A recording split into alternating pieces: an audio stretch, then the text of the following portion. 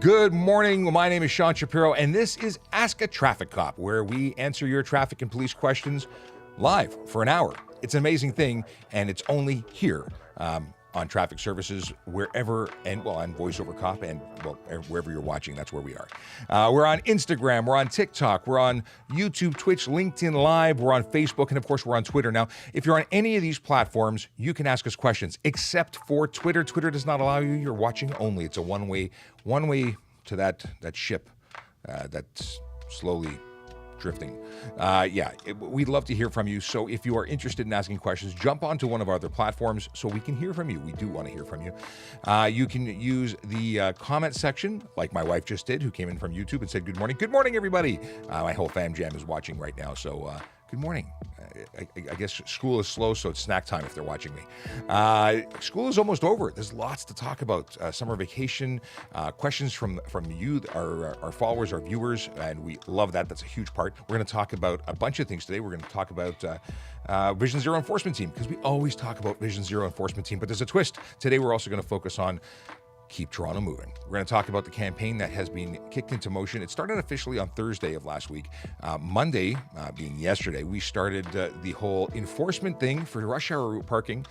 You wouldn't believe how many tickets were issued just for that one offense yesterday alone. We also have a whole bunch of tickets and stuff to talk about when it comes to enforcement in general, because Keep Toronto Moving isn't just about parking. It's about anything that contributes to rush hour congestion in our city, traffic. People may not consider the fact that speeding contributes to traffic. How does that happen, Sean? Glad you asked. Speeding raises the chances of becoming involved in a collision. Collisions, although they also cause serious injury and death, they also cause traffic because we shut things down for sometimes hours, depending on the severity of an investigation or the collision itself. So we'll get into that. We'll talk about these things. We're going to talk about the Harley raffle. We're going to talk about impaired driving. I haven't done an update about impaired driving in a little while, and I know I'm lacking, so we're going to get on it. We're going to talk all about it. And what else can I tell you? Well, let's get into stuff. Let's start with Vision Zero Enforcement Team. They are a dedicated group of officers who focus on changing driver behavior one ticket at a time. They're all over the city. They go into different areas every day. And what they do is hand out tickets, not hugs. And that is good, because tickets change behavior. Hugs make people feel uncomfortable sometimes. And today they are in 23 Division and 53 Division. Those are neighborhoods like Rexdale, Jamestown, Martin Grove, Lawrence Park, Yonge and Eglinton, Rosedale, Leaside. Those are neighborhoods that are serviced by those divisions, and those divisions are getting the assistance of Vision Zero Enforcement Team. So why do we think that, and what are they looking for? Why do we think Vision Zero Enforcement Team is required? Well, we know that when people choose to engage in behavior that is statistically known to increase the risk of collision, we're there to save lives. Honest to God, that's what we're doing. We're there changing behavior to save people, because we know that vulnerable road users are the highest ones at risk. Other road users, sure. Other motorists, sure. But it's those pedestrians and cyclists and all those people that get hit by big cars or big trucks or anything that moves with an engine, even bicycles. Listen, that's dangerous. Nobody wants to be involved in a collision, and we want responsible road users, and that's what they're out to do. What are they looking for? They're looking for the big four. They're looking for speeders, aggressive drivers, distracted drivers, impaired drivers, because those behaviors are the leading cause of collisions, and at least the serious ones that lead to serious injury and death. Yeah, we acknowledge that you're going to get into a fender bender, a bumper stumper, a collision. Minor ones, they happen. The big ones, the ones that lead to that serious injury and death, they're avoidable and unacceptable. That's the deal. A great article came out on the Toronto Police website. We have our own media team. We have a paper, TPS News. We have our own journalist. He's an amazing guy, Ron. And you can go check out an article that was put up, I believe it was posted yesterday, and it's all about the enforcement blitz. Yes, we do these things called Project Erase. We partner with other agencies. If I open up I can give you a highlight here. Essentially, 400 tickets were issued in 6 hours on the 24th. That was last Friday. I actually attended the beginning of this event. I wanted to see what was going on, speak to some of the officers, speak to some of the drivers. And one of the first vehicles stopped had a number of charges, and you can see a photo of that car. Actually, it's with the photo on the article, which is linked if you go to our Twitter account, Traffic Services. You can see a photo of that vehicle, which lost its plates, by the way, and received about 6 charges. Unsafe vehicle being a problem there. Sergeant Murray Campbell is joining us this morning. He is a sergeant in charge of all the towing and pounds, and also a media relations officer. So as I give your mic some volume, good morning, Sarge. Good morning, Sean. How are you? I'm awesome. I'm awesome. I've had my 2 coffees, so I'm ready to go. Awesome. You know what? So have I. Yes. Funny how I think I was with you for one of those. And I found some time to sneak in here and have a chat with you. Awesome. Well, we always appreciate it. What was I going to... We were just talking about erase and what happened on Friday. Now, you weren't here on Friday, but we had an erase blitz on Friday, and 400 tickets were issued in 6 hours on the 24th. That's incredible. That's disappointing. It's incredibly disappointing. There you go. You put it together and you make it. Yeah, it really is. Many people don't understand what the deal is, what is legal, what is not. And then there are those who don't care. Either way, what we talk about on this channel is a lot to whittle through and explain things that others may not want to know the answer to, and others really want to avoid getting a ticket and want to do it right. If you want to modify a car properly, you're in the right place, because we help with a lot of these questions being answered. We're going to get to questions in, right now. So the first question that we had was, how long after getting a G1 do you have to wait until you get a G2? I believe that was the question we were holding from the very, very first question asked in the chat. The answer is 12 months unless you have taken a authorized driving course from a professional driving school. It has to be an authorized course. Then it'll go down to 8 months. But, that's exactly the question. I scrolled back so I could see it. And that's, is it Rom who's asking? Romold? The answer is 8 months if you've got the course, 12 months otherwise. And then when you get your G2, you have to be at least 12 months to go for your G. No fast version there. Big Jeff Fresh coming in from YouTube. Good morning to Sean and Sargent and chats, everyone out there. Hey, if you're watching this and you're wondering how to ask your questions, feel free to throw them in the chat. Now, I invite you to use the not functioning Q&A feature. And by the way, if you know that, is there a switch? Did they move a switch somewhere? If you know something that I don't know about getting this Q&A back in the game, please let me know, because it's incredibly frustrating. The only thing I can do is press Lightning Q&A, and then the questions pop up the way they used to, but it says, what do you do when you are bored? I write messages to TikTok asking them to fix the Q&A. That's what I do. Apparently the music is too high. Yeah, I was wondering about that. It's a little too high. It's kind of calming music, but... Well, we want people to fall asleep and stay online. There you go. Because if you use this as a lullaby, then our algorithm still works. Is that better? It's lower? Yeah, it's not bad. It's just in the background. There's occasionally a little hum, and with Q&A broken, there's some awkward pauses, and I figured, you know what? A little music could work. And also the air conditioning is no worky in the office, so I'm melting. Hey, I got to complain about something. So Q&A and you know what? They're on their way to fix it. Oh, it was reported last year and the year before. So it's no surprise. It's no surprise. So yeah, apparently they're on their way. Awesome. Hey, if you're watching and you think that you have friends and family and people, even if you don't like them, but you think they'd be better drivers if they heard from us and were able to ask us questions, please share, retweet, share the links to our lives, whether it be on the platform, off the platform. Bring more people to the party, and subscribe, follow. It helps us out. Lets people know that we're worth watching. So likes are good too. We've had 2,000 likes on our live so far, just on TikTok. And just to let you know, we have 770. I can just watch it like a ticker tape. For the people who have just jumped in, welcome to the party. My name is Sean Shapiro, police constable extraordinaire. No, just police constable with the Toronto Police Service, and answering your traffic and police questions. If you got them, use them. And I want to talk about something just very briefly. Volley, VOLLEY. It's the Volley app. Check it out. Download it, and then find me on VoiceOver Cop. That's my personal account. We're trying to experiment with the ability for you to ask questions using that app by way of video. You can use video, you can use text, you can send attachments. So that's a way to get a hold of me and possibly weed through the problem of not being able to get your questions answered in a reasonable way. I want to make sure people are being answered more efficiently, and this could be the answer. So check it out and come find me, and then you can talk to me whenever. So more efficiently, Sean, but I understand this app actually allows them to video their answers. Yes, you can submit videos, screen recordings, text messages, audio-only questions, and then we can take that stuff, and if it comes in before the show, we can, get it ready and then put it up on the air, on the screen and actually play it. So on our YouTube channel, we'd be able to play the video if that's something someone wanted. Or maybe if somebody wanted to actually be on the show up on the screen. Yeah. Then you may get an opportunity there. Yeah, well, then we'd be able to send a link and bring him into our YouTube studio, and there's a bunch of things we can do. The fact is, we are excited about becoming excited about new stuff.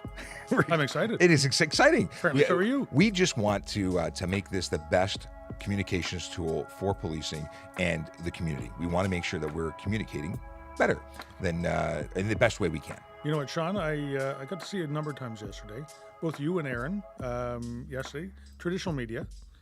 Social media, radio, all the platforms you had covered yesterday. And apparently you did an amazing job, and you have a voice for radio. Somebody told me that. Thank you and thank them.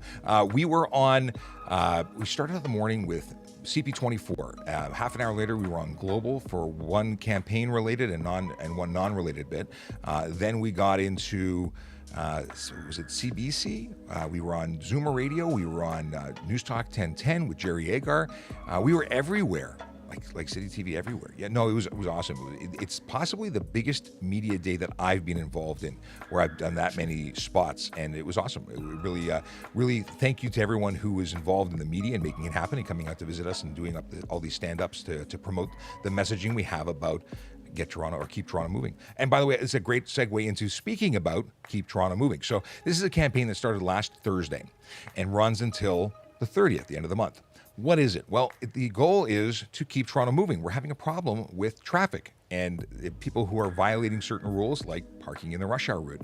Over the last couple of years, we haven't been enforcing it because there was a pandemic and we were trying to help businesses and get everybody where they had to go in a reasonable and safe way. Now, traffic has returned to a pre-pandemic level, and we need to get back to enforcing the road parking issues or laws to prevent issues in congestion. And there's so many other things besides parking. It's not just a parking campaign. So let's talk about the fact that yesterday alone, 814 tickets were issued for rush hour route parking. So only during rush hour, and specifically people parking and stopping where they weren't permitted to. So not okay. Now, nobody got towed yesterday because there's no towing taking place until next Monday, the 4th of July. Then it is back to the regular enforcement. That's important to know. Nothing is scarier than coming out and going, "Where's my car?" Because the assumption is it's been stolen. When no, it hasn't. It's just been put into storage for you, so you can pay for it later because you made a boo-boo. Now, there's another element to this whole Keep Toronto Moving. There's driver behavior that leads to serious congestion. People who jump into intersections when there's no more room and there's no possible way to clear the intersection when the light changes. That causes traffic the other way not to be able to go. And you create gridlock. That's no cool. That's no cool. That's not cool That's at all. no cool. Now, there's more than that. There's folks who are driving too slowly. There are people who drive too slowly. We have a lot of people who drive too quickly. So we're enforcing that as well. And people say, well, why? What's wrong? You're going fast. There's no traffic when you go fast. Well, speeding leads to collisions. Collisions lead to injuries and investigations and sometimes death. And those cause investigations. Investigations close roads. You see where we're going here? There's lots of problems with breaking the rules. All the rules are for moving people safely and safety in general. So let's get on to questions, because I know we've talked about everything but your questions for the last 10 minutes. Akela Dracona says, greetings and salutations. Okay, what do we got here? People going 20 kilometers under the speed limit. Yes, that is something that we enforce in certain situations, because 20 under, the deal is that there is a speed limit, but not a speed minimum. The limit is the limit, not the minimum. So if you're doing 80 and a 100 and you're to the right, that could be just fine. If you're doing 80 and a 100 in the left lane and the average car is speeding 20 over, that's a problem for safety. Now, I have an issue with the person doing 20 over, but the person doing 20 under should be to the right. And Sean, you know what? There has to be a reason to be traveling less than the regular flow of traffic. 20 under, especially on some of our expressways, is not with the flow of traffic. True. It isn't. So if the speed limit being 100, vehicles should be traveling at 100. It's the most efficient speed that they can be traveling at. If you are the only one that's traveling 20 and there's no reason for it, you could be eligible for a ticket for that. Sure, and you have situations where, as you mentioned, reasonable. It's raining out. Well, we teach new drivers to do 10 kilometers under in inclement weather, and maybe the weather is such that you have to do more than that, but everyone would be doing that at that point. Right. And if the people who do not do it are probably going to end up in a ditch. So simply driving under the speed limit because you prefer it, maybe not a good idea. maybe resulting in a charge. The biggest issue is those people who are staying in the left lane and not going fast enough.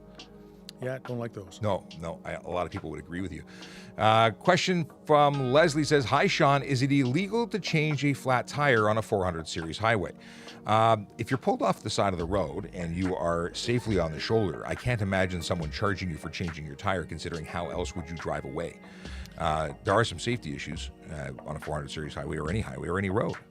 So if you become a pedestrian, though, on a highway, if you decide, no, I'm going to walk away because I can't change my tire, I'm missing, part of the safety equipment in my car, there is an offense there for being a pedestrian on a controlled access highway. We also have them in the City of Toronto for the Gardner Expressway, for the Don Valley Parkway, for the Allen Expressway as well. Really good point you bringing up the Toronto expressways, because on the Don Valley Parkway and on the Gardner Expressway, there's a lack in many areas. There's a lack of shoulder, and stopping there, or especially trying to change a tire there, could be very, very dangerous. And what I would suggest doing is notifying police, calling a motor club if you've got a motor club or a roadside assistance plan, and letting them do it, letting them tow you off the road. Again, this is if you have access to that. Very often, we as the police will come and possibly make sure that you're towed off the road because they're just dangerous places to be. And it really depends on the situation and where you are. You know what, Sean? Even with a police car out there and flashing lights and all that, people don't slow down all the time. Yeah. And you know what? It just creates higher danger. So the quicker we can get you off the roadway, the safer it is for everybody. You know what? I hear a bunch of people, and I've met a bunch of people that didn't want to be towed off the highway because they didn't want to spend the money. And I always think to myself, well, what is my life worth? What is the police officer's life worth? What is your life worth if something was to happen? So, you know what? Sometimes it's for safety's sake, and it's money well invested in everybody being safe. And sometimes it's really not up to you, because we're going to ultimately make a decision when it's safety involved. Absolutely. Yeah, and just so you know, if you want to change your own tire and we say that it's unsafe, unfortunately, you're going to get hooked up and taken off the road. Yep, you won't have a choice on it. Yeah. We do have the authority to do that, and it is quite literally for safety's sake, or if you're impeding the flow of traffic, being in a lane where there is no shoulder. And you know what? If you want to take it off the road and change your tire in a parking lot or in a safe location, absolutely you can. Yeah, and that's a good thing. If you can avoid getting out of your car in many situations, especially on when it's unsafe, if you can't get off the road, stay in your car, keep your seatbelt on. Even as a police officer, if I had stopped somebody who was disabled on the car, like their vehicle was disabled at the side of the road, I got back into my car after I checked out to make sure they're okay. I put my seatbelt back on because I was waiting for that rear end to take place. As will I. It's all about safety. We really just want you to get to where you're going safe and sound. Question from Montana says, "Hi, Sean. Is it legal to stop and impede traffic for funeral processions?" Impede traffic? So you just want to show honor the dead and just allow them to go by? If it's a police-led one, it's a very nice concept. I appreciate it, but you can't actually impede traffic or block roads. And contrary to some people's belief, if you're in a funeral procession, unless traffic is being directed by police officers, you don't have the right to go through stop signs. You don't have the right to go through red traffic signals. Doing all that causes more danger. Just because you've lost the front of the procession doesn't mean you can zip through. Yeah, there's a lot of things that people do that are absolutely against the law. And I'll tell you, especially with red light cameras, just because somebody with purple lights led the procession, you're all going to get tickets. So. And by purple lights, I think you're meaning some of the lights that hearses now have. Yes. Those are there to identify the lead vehicle. Those are there that don't allow. There's no legal authority to do anything with that. Yeah. There was a question that I saw, and it has since disappeared. And of course, I can't remember what it said. Someone says, "What types of ways can you drive no insurance?" I guess you want to know how you can fight driving no insurance? Good luck. There's no way to fight no insurance because insurance companies record all of their calls and they send representatives all of the time. So good luck to you. There's a $5,000 to $25,000 fine if you're caught driving without insurance, and up to 6 months in jail. So you know what? You can drive on your own property. That's true. Must be owned by you. You can't drive on a friend's property with no insurance. The whole concept that people think it's a good idea that someone said, well, you know what, I can drive and I just get these little tickets for $65 and I just keep paying those. If someone hasn't been in a collision, they're either lucky or they're due, which means it's not a matter of will, it's a matter of when. And you know what? If you continue to get $65 tickets for not surrendering proof of your insurance, and the officer at the time believed you had insurance, you just didn't have the paper with you, you know what? We have the ability to go back and have a look at those. And you know what? If you've had one or two of those and I've stopped you on the third time, I'm going to kind of think that you probably don't care enough to put it in or don't have insurance. Yeah, by number 2, I'm probably calling your insurance company, if not right off the bat, because depending on how the day's going, I might just investigate everybody. And I said, it's not a matter of if, it's when. I don't know what I said last time, but it was wrong. Of note, Sean, just thinking about it, no insurance. It's a reverse onus charge, which means you have to prove that you have insurance. It's not up to the police to prove that you don't. Here's a great question. When an emergency vehicle is driving with emergency lights on, do police have to pull over? So, if the police officer is not involved in that call, we pull over too. Absolutely. The whole idea is to get them where they're going safe and sound, to save the day in their own special way. I'm a dad, so I get to say that. That's the deal. You pull over. And things like schools. Or school buses, I should say. We don't have the authority to go through or pass a school bus that stopped with flashing lights on. These are safety first. This is what's important. That's why these rules exist.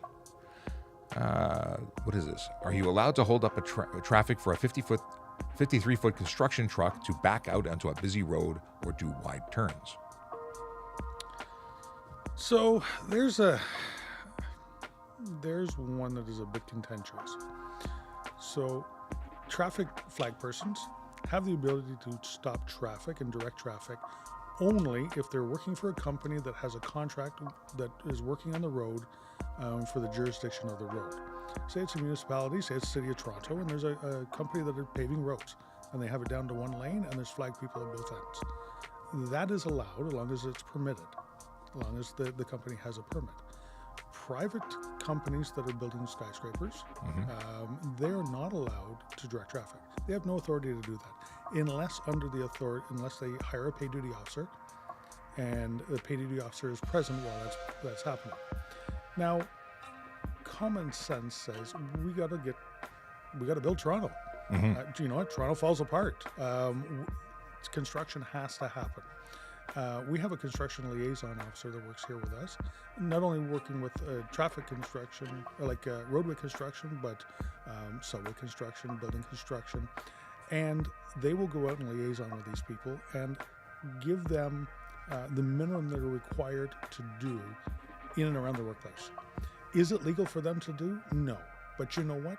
The truck is going to back up anyways. Let's do it the safest way possible. And if you have somebody out the back there that's a spotter, making sure they're not backing over somebody, good on them for doing it. So it's different than using fear and intimidation tactics, which we saw in some of videos that were posted up on social media that I may have commented on. That's different. They're doing the best they can do. They're trying to safely move a vehicle, and it's a responsible way to drive, especially with the assistance of a spotter in the back. Could you imagine if that person was backing out without the assistance? That's more dangerous. They don't have backup cameras that I'm aware of, the same as every vehicle on the road. So these are good things with the best interests at heart of the community. And you know what? If the truck is traveling in that lane, they occupy that lane. They own that lane. And they're able to turn out of the lane, whether it's going forward or going backwards. Another traffic will have to yield that space to them doing it. As an example, I always back into my driveway. Me too. My road, my house is right on a curve. It's dangerous if I was to try and back out of there, because I have two directions that I have to look from on a curve and I can't see all of it. So I occupy the lane when I pull up to my driveway. I pull forward, I come to a complete stop, other traffic has to wait for me, and I back in, making it safer that way. And legal. Now, we have a couple of good questions that have come through on Facebook and YouTube. First of all, Stephen Bell says good morning and apologizes for being late.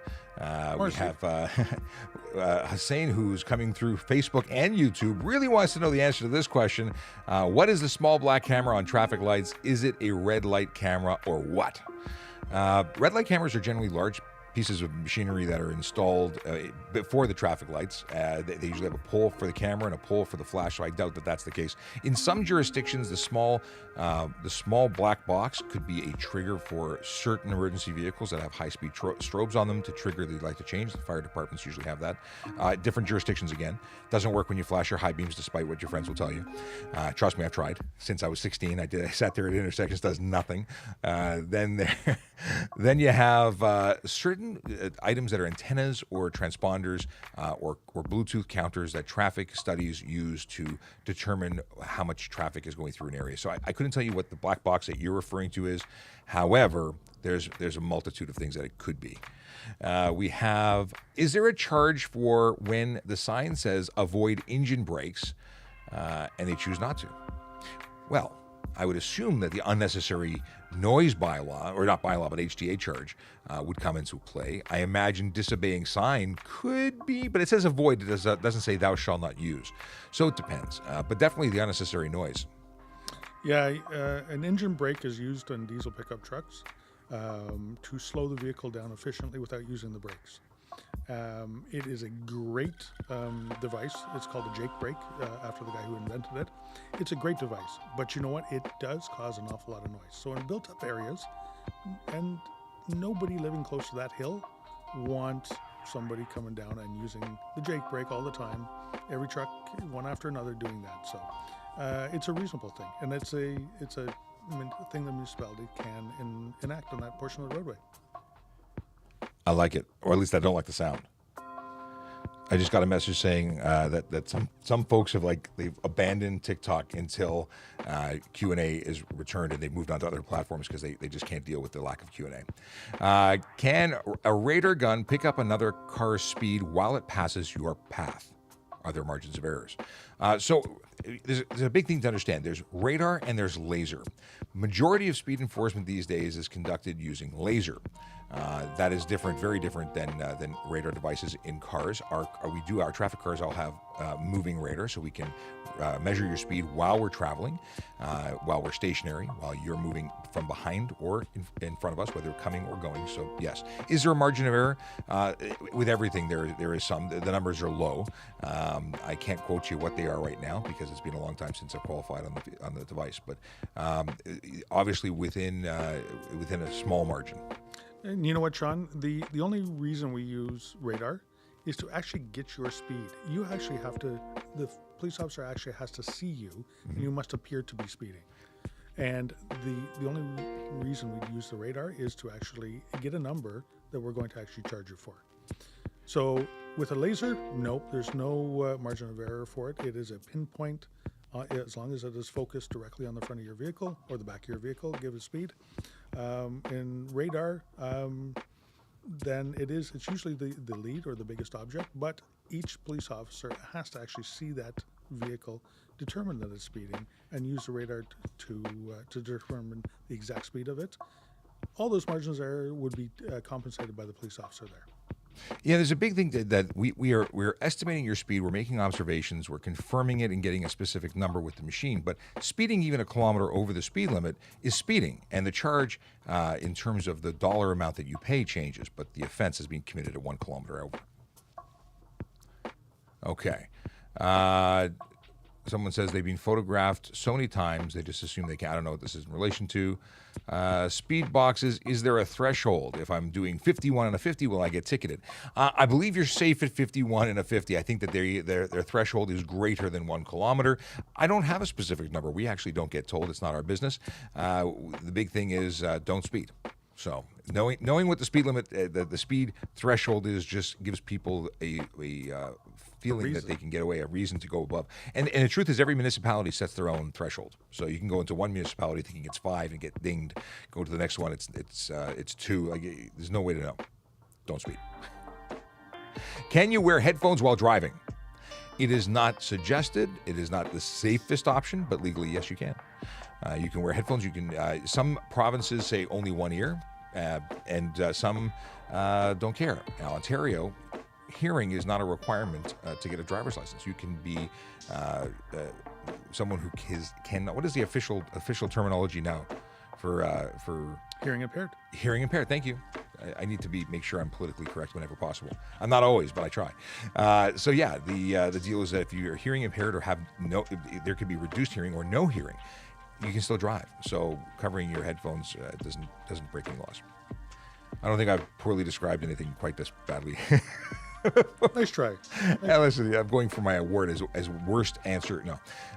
Yes, deaf people, but deaf. Master technician, absolutely, but I want to make sure I'm using the proper title because I don't want to offend anybody.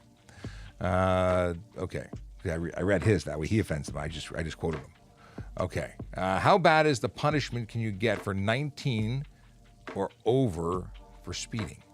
How bad of a punishment can someone 19 or over get for speeding? So the actual dollar amount for that offense and the number of points. Well, 19 over, it's going to be 3 demerit points because you're over 16. Or you're 16 or over the speed limit. In terms of the dollar amount, it goes up and down based on the actual number of kilometers. I don't know what it would be for 19. So 19, depending on where you are, the total payable would be $62.50 if you're not in a construction zone or community safety zone, $120 if you are in a construction zone or a community safety zone. And it does have 3 points involved with it if you're 19 kilometers over the speed limit. And the next hike is from 29 to 30. Once you hit 30, it goes to the next points schedule. Yeah, it goes up to 4 points after that. Yeah, and that stays, I think, all the way up until 49. And then it actually depends because at 40 over, if the speed limit is under 80, that's stunt driving. So you really need to just not speed. And it's better on gas, and it makes your brakes last longer. And there's so many benefits to not speeding, like potentially not killing somebody.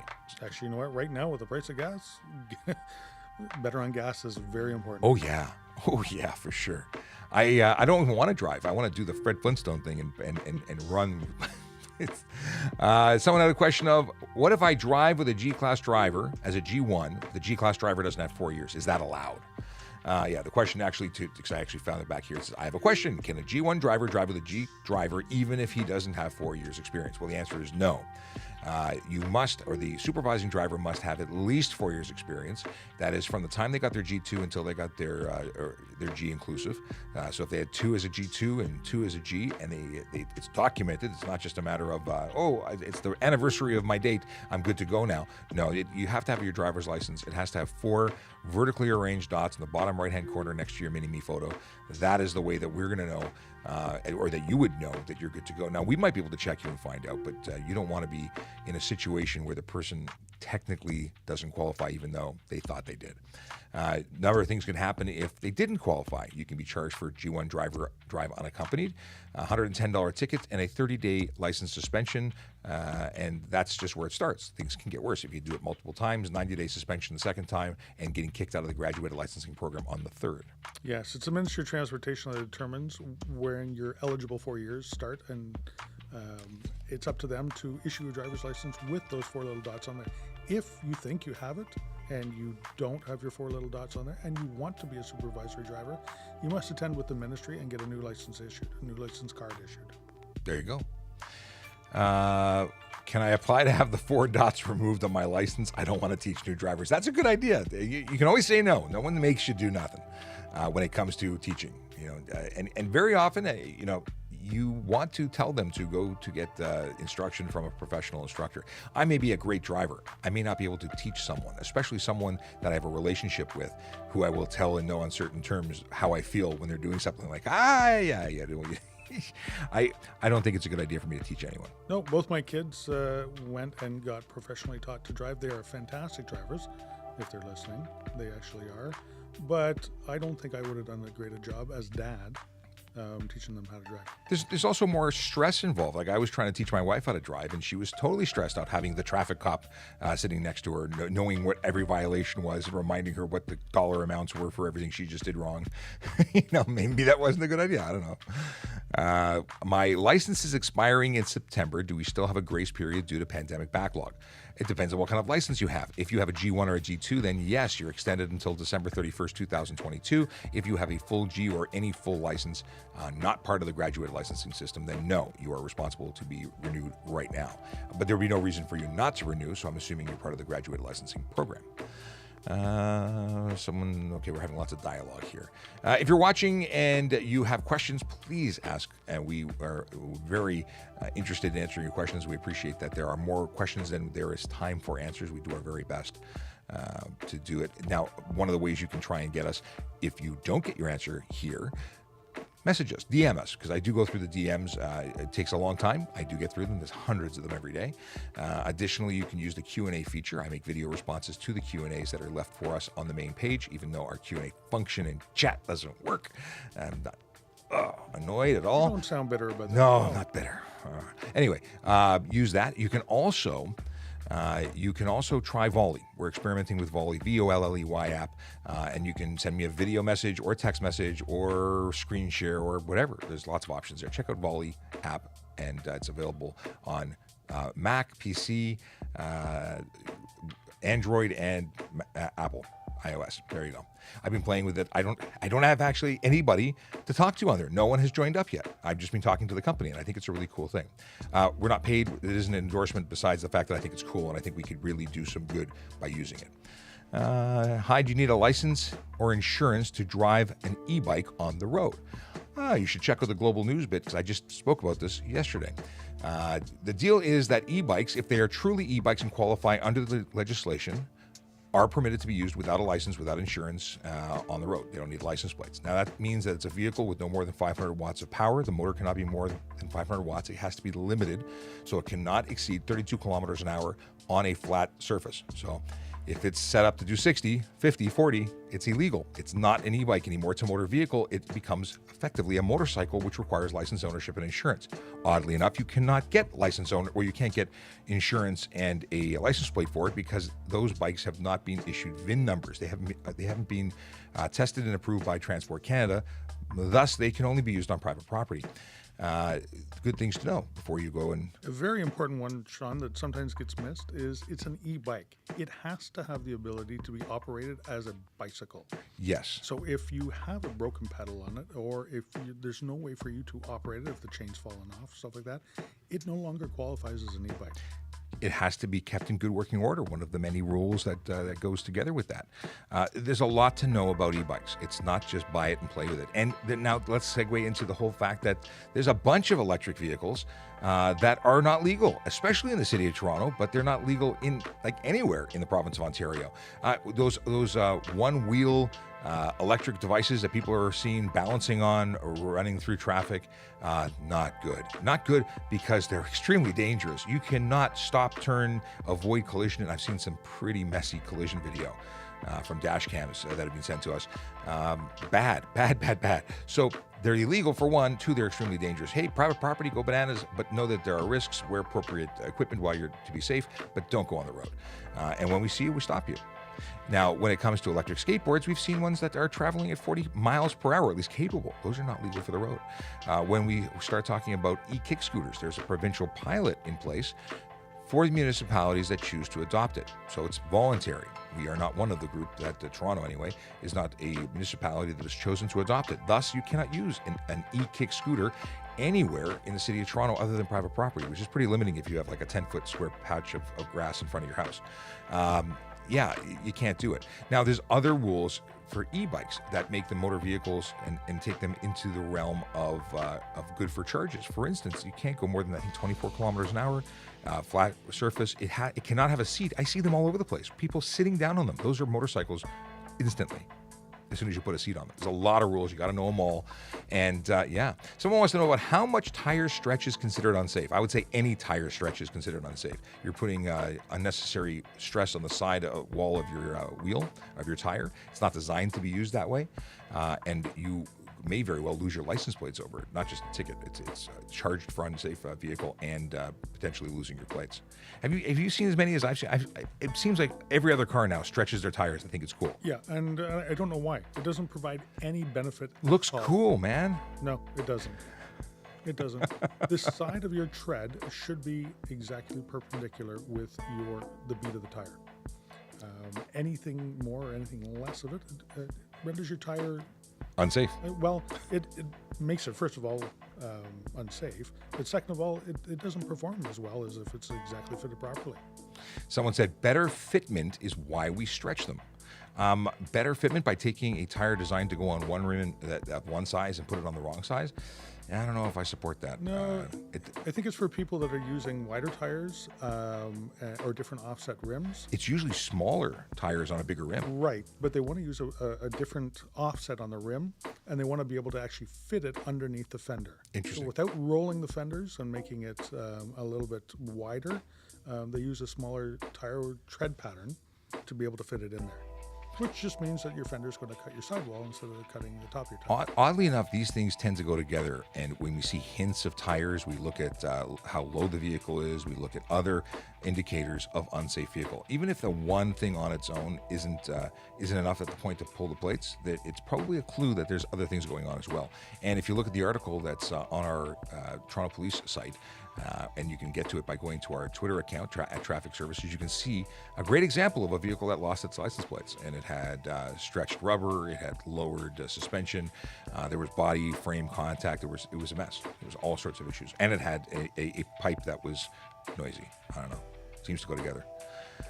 Is it illegal to drive without a hood on your car? This is a question we've had some interesting conversation about, but a lot of the pieces of your vehicle are there to specifically to avoid hurting pedestrians, more so in terms of a collision. So if you hit somebody, like bumper placement from the where it is in the road when the pedestrian gets hit, changes the dynamics of a collision. A hood will help them not get caught into machinery. Tires that don't have fenders protect them. Help, when they do have fenders, it helps keep them from getting caught and tied up in the wheels. There's reasons for a lot of what's on a vehicle besides looks. I don't know if there's a specific charge for driving without a hood. I can imagine it would not pass the safety if it was directed by police to go have a safety done. Yeah, and then you start. There's something called the light vehicle and truck guide. I have to remember the name of the guide because I look at it all the time, but it's escaping me right now. And it actually lists like how much tint you can have, how low the suspension can be, how far the center of the headlights have to be from the road. There's a million things that a mechanic needs to look at. Okay, a million might be an exaggeration, but there's a long laundry list of things that have to pass, and it says do's and don'ts. Like it's very thorough. And Master Technician says, "Oh no, I thought he was responding to me, but he's not." He's a mechanic. And the deal is that if you fail any of those things, it's ultimately an unsafe vehicle. It wouldn't be certifiable. A couple of years ago in Ontario, the safety inspections, the criteria increased probably 3 or 4-fold. So it is tougher to get a safety inspection done in Ontario now than it ever has been. And they look at all those things. Private Parts, who says, did you know the majority of traffic offenses, 99% of them, don't get reported or ticketed? This is probably a very accurate number because although it's just a statement, we can't be everywhere all the time. So there's a lot of people who are getting away with stuff right now. I bet you every minute of every day there's millions of offenses that are taking place. The ones that catch our eye or the ones that we are noticing are the ones that we're able to react to and charge. Hopefully each and every one that we do interfere with and prevent it, the continuation of, could save a life. So it's, you know what? There is a portion of that number, though, that do self-identify to us that they've done something wrong, and that would be in the form of a collision. Yes. And very often the things that become law or the things that we talk about with safety are linked back. You know, we talk about stretched tires and people say, well, it's for fashion, it's for that. Well, no, we see tire failures. We see collisions where someone's lost control because they've had failures with these modifications that were done for fashion as opposed to performance and safety. So it's amazing how these things. What is this? Oh, and Private Pants says, and he's also on TikTok live while driving. Well, you should turn yourself in so we can give you a ticket. How many people can be in the intersection when turning left? So can you charge more than one vehicle enter on a yellow to make a left turn, or is there a physical number maximum? I would say that it's based on the volume of the size of the intersection. If there was room for two safely, then two people could enter the intersection. I don't think it's identified as a specific number. And you cannot enter an intersection on a yellow. It's unlawful to do so. Well, you're talking about... You can enter it on a green. Yes. And as long as you are in the intersection and lawfully occupy it, then when the light changes, or it's safe to do so, you can clear that intersection, even if it's making a left turn. So let's rephrase my answer. Yes, if you're already in the intersection, I call it charging the intersection, where you're in there prior to it turning yellow. This is really the question: is right. Can you then? And to me, again, it's all about how much room there is to be there safely. But the Sarge is quite right. We talked about this briefly on the show on Zoomer Radio yesterday. That many people don't realize that a yellow light means stop unless it's unsafe to do so. So if you are, if applying the brake, you are past your point of no return, which is terminology that I think any driver would know what we're talking about. You're too close. You're doing the speed limit, and you are 5 feet from the yellow line or the white line, and it turns yellow. There's no way for you to stop safely. That's when you continue through. If you are 40, 50 meters, I don't know what distance and what speed depends. But yeah, if you're somewhere that you could have stopped, you should have stopped. That's the answer. And you know what? Those people that see the yellow light and go, "Oh, I can make it," and speed up to go through. Yeah, guess what you're eligible for? Now I think even more so. I think it's $325 and 3 demerit points, same as going through a red light. Exactly the same penalty as going through a fully red light. And so many people do not know this. Like my friend Ashley. I was driving behind him and he went through a yellow light. I'm like, "What did you do?" He's like, "Well, I just had to get in the intersection before it changed to a red because I didn't want to break the law." I'm like, "Okay, we're gonna have a review." Now he's been driving as long as I have, in fact, longer, because he used to take me to a parking lot when we were kids, and I drove his Ford Fairmont in the parking lot when I was like 15. I learned how to drive in part due to Ashley. Now, fortunately, there was a period of time where I learned more about the law than he did, and now I know more, and I can tell him he's wrong. So he's now learned. And now I've embarrassed him publicly in front of many people. That's kind of funny, because one of the first cars I drove was my mother's Ford Fairmont. Get out! With one mirror? Only had one side mirror? It did only have one side. Isn't that weird? Yes. And the horn was on the turn signal stock. Yes, I remember that. Yeah, his was brown, like really crappy brown. Robin egg blue. Oh, that would have been an improvement compared to his brown. But I will tell you that he's had a collection of very cool cars. Now, he had a period of time where he had what did he have? He had a Saab. He went through a series of Saabs. He had Saab stories. I was just about to come out with that. Wow. Yeah, apparently, yeah. Master Technician wants to know if I can drive stick. Yes, I can. I can drive anything. I've never tried a big rig, but I've if it's got wheels, I can drive it. Motorcycle, stick, whatever you got, I can drive it. Can you drive a standard with the 3 on the tree? Yes. We have one here. We have the 57 Chevy. Yep. I've honestly never tried, but I imagine I could. I get tasked every once in a while with moving it because I'm one of the only ones around that still knows how to do it. Well, I think you need to teach me. We have to go for a drive. There we go. Okay, and then we need to create some content with that vehicle. Because it's a really cool vehicle. Now, this is like going back over a year. I wanted to take some of the classics out. Now, Honda Indy. Let's talk about Honda Indy. Honda Indy is coming up, and we're going to be there. We're going to have our booth during Honda Indy. Please come say hello. We're going to do some live streaming from there. It's 3 days that the event is on, and I will be there for the entirement of the event. Open till close. That's the plan right now, unless I fall asleep and then I go home. But I will be there. So please, if you're going to be at Honda Indy, please come say hello. We'd love to say hello, take some pictures, put you on Instagram, make you famous. Yeah, usually we're in the infield, in the scenic grounds. So come say hi. We'll be right beside the OPP. Yes. Sending out messages together. If folks are wondering why I keep doing this, it's because I'm trying to see Sergeant Campbell, who's hiding between the screen. If you've ever seen what is it? What was it called with Tim Allen?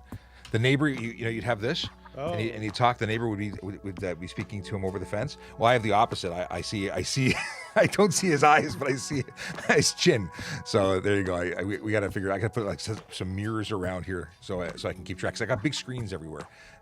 If you haven't seen what my setup looks like, check it out online. You can go to VoiceOver Cop on Instagram. I put up some photos there. Now, just because we haven't talked about it recently, we have a number of social media platforms that we are currently broadcasting on, and we also post on. So Traffic Services is our primary Twitter account. Traffic Services Toronto is our Instagram account.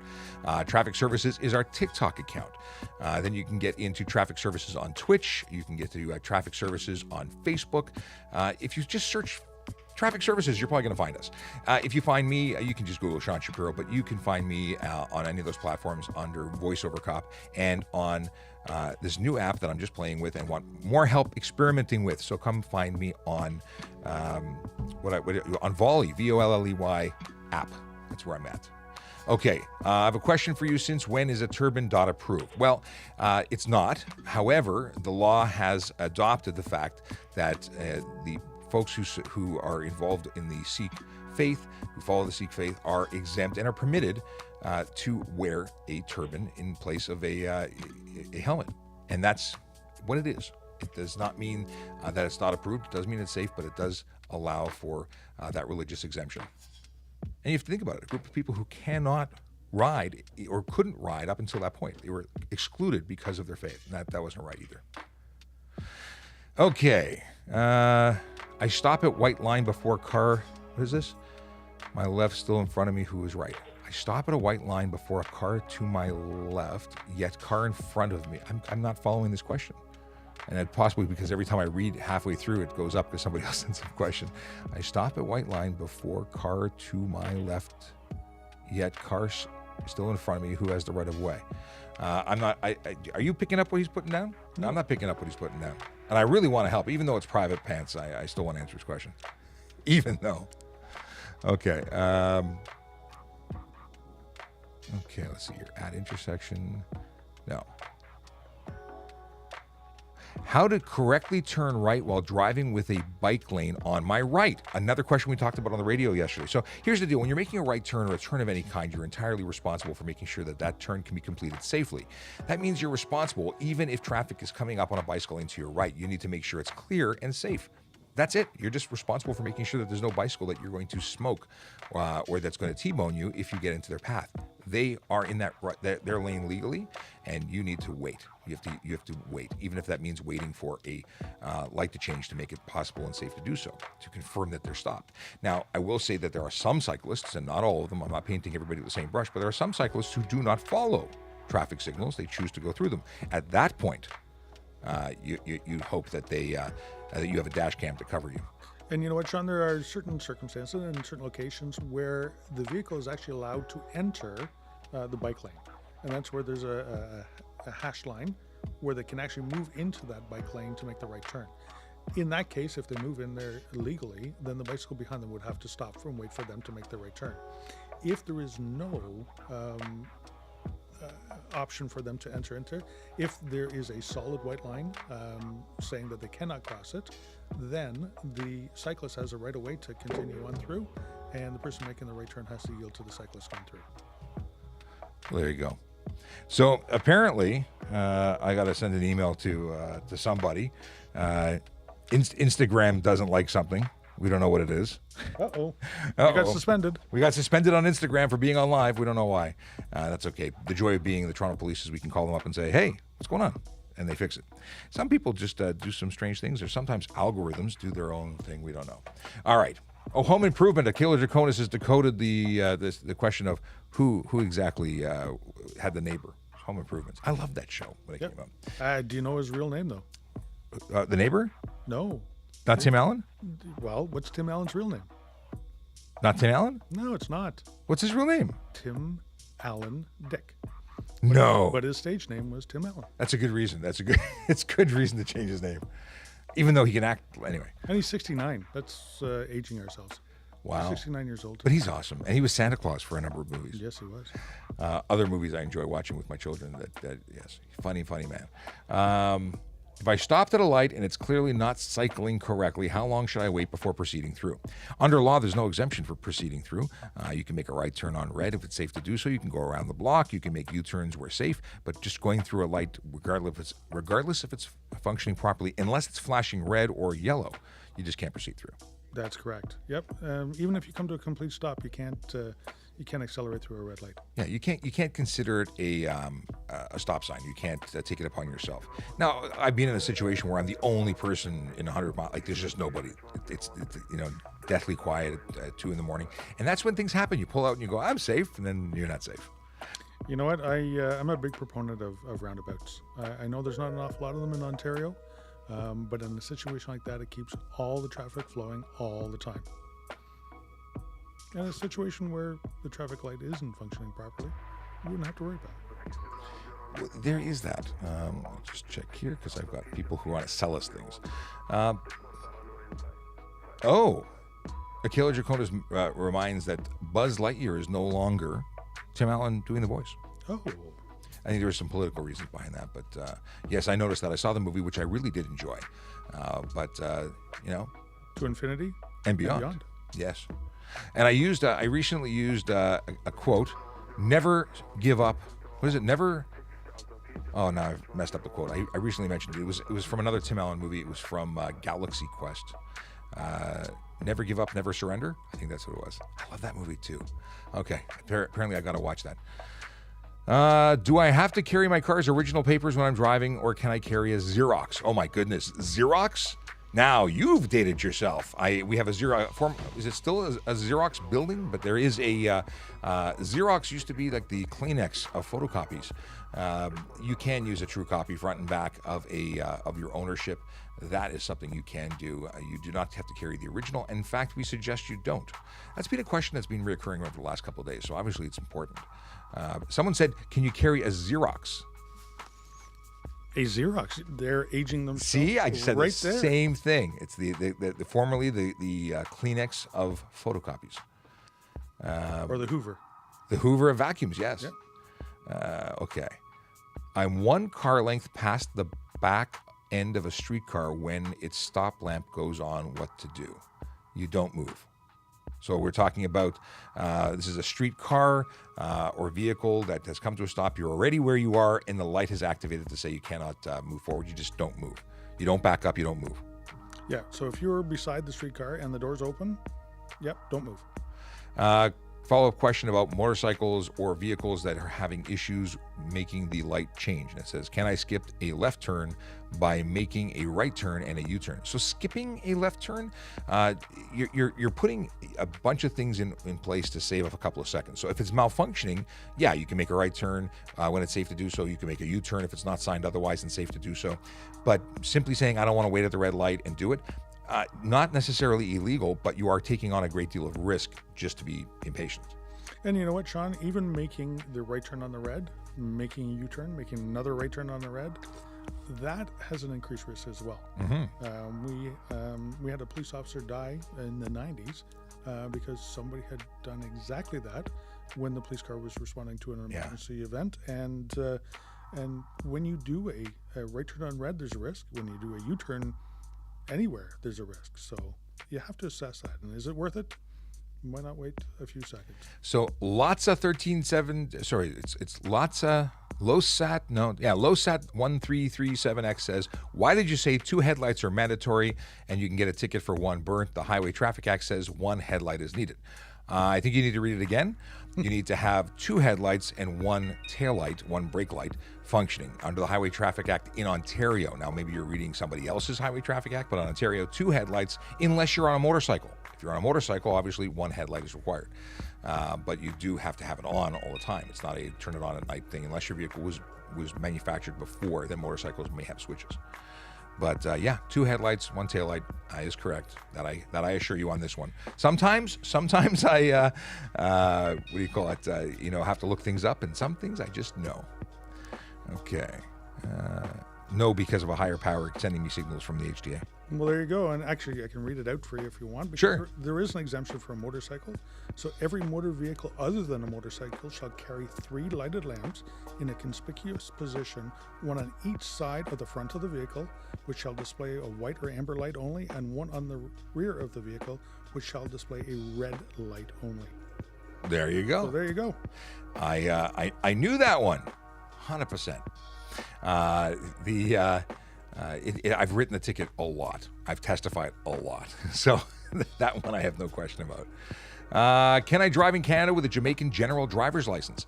So if your driver's license, when you're visiting us, yeah, we accept driver's licenses from everywhere in the world, as far as I know. There are a few countries where we don't. For trade or for driving while visiting? For driving while visiting. Oh, no kidding, because I was under the impression it was everywhere. What, do you know offhand which ones we don't? I don't. Oh. But for you to be able to apply for an international driver's license from that country, you wouldn't be eligible. Okay, so generally speaking, if the way the websites have read when I checked it out, it says you've got to have a foreign license, and you're good up until 60 days if you are moving here. If you're beyond 3 months and you're visiting, you need the international driver's license. But as Sergeant Campbell said, there are some that may have. So make sure you check with the Ministry of Transportation. You can check directly on their website or Google about visiting Ontario and driving. They have detailed information. And you know what an international driving license isn't a permit to drive. It's just an interpretation of the language that's on your driver's license. So that we here, if it's not written in French or English, will be able to understand what your driving license allows you to do. I still won't understand it if it's in French. No? Oh. We figure things out. I mean, basic information. There's a number. It must be the driver's license number. Date of birth. I got that. Okay. Do police have an end-of-month quota? Well, not here, and I'm not aware of anywhere that does. We've talked about this many times, and there's an expectation to do work while we're working. Funny how that works. While we're working, we are expected to go out and earn our keep. Now, that could be doing reports, talking on TikTok. It could be a lot of different things, but there's a measurement of the work that you are doing, and if you're in an enforcement role, I imagine there's going to be an expectation that you actually go out and write tickets, although there's no specific you must do this many a day or you're going to get in trouble. No, I expect officers when I'm out there to be working. They're getting paid good money. They might as well be doing. Traffic enforcement is a great way to save lives, and that's our job. That's our end goal, is doing it. If they're not out there and they have some downtime, they may be writing reports. They might be investigating traffic collisions where they've already cleared the scene, but they're still doing documenting evidence of them or creating a report. But other than that, general patrols and traffic enforcement is a big part of our job. Absolutely. Sean Chen says, hi. And Tinto Tozy says, in Montreal for the past year, the new trend is to honk and go through the red light. Same for city bus drivers, apparently. Maybe they have different rules in Quebec. I'm not familiar with anyone that would permit that. Honking. I'm going now. Yeah, I don't think it works. Certainly doesn't work here. It is 11:02. Do you know where your children are? A throwback to my childhood watching late night on City TV. I am very thankful you spent some time with us, but it is time for us to sign off and start preparing for tomorrow because there's lots to do. And I am actually going to be recording a podcast episode, another episode of TPS Traffic Jam. Yes, it's a podcast where you can hear me chatting with different people. We're jamming about traffic. Today, I'm recording with TURF, my friends from the Traffic Injury Research Foundation. But we have also... we've published 7 episodes so far, and the last one is that's gone up, although I have one that's in the midst of being edited. Number 7 is with Andy Norrie. He's a retired inspector from the Toronto Police Service. He's currently participating in the Hokahe Motorcycle Challenge, which is a 10,000-mile, 16,000-kilometer motorcycle ride across the United States, camping outside, no GPS, roughing it and probably having a really good time doing it. So if you want to check it out, go and search for TPS Traffic Jam. We host it on Anchor. It's available pretty much anywhere. Spotify, Apple Podcasts, I believe Amazon has it. So wherever you listen to podcasts, you can also just watch it with video on YouTube in our playlist for, guess what? TPS Traffic Jam. Have a wonderful day. I put the other music on since we're saying goodbye, and we'll fade out. Back tomorrow, 10 a.m. Have a wonderful day. If you're driving, drive sober. No drugs, no alcohol. If you're parking, park legally because we're out there doing enforcement. More posts on that coming up as the day goes on. But yeah, rush hour route enforcement is back. Did I say 814? 814 charges yesterday for parking in a rush hour route. All mainstream media covered this yesterday, and we've been talking about it since last week when the program launched. So park legally, folks. Drive safely. And, of course, you don't want to get stopped by VZ, so don't do anything illegal. Just have a great day.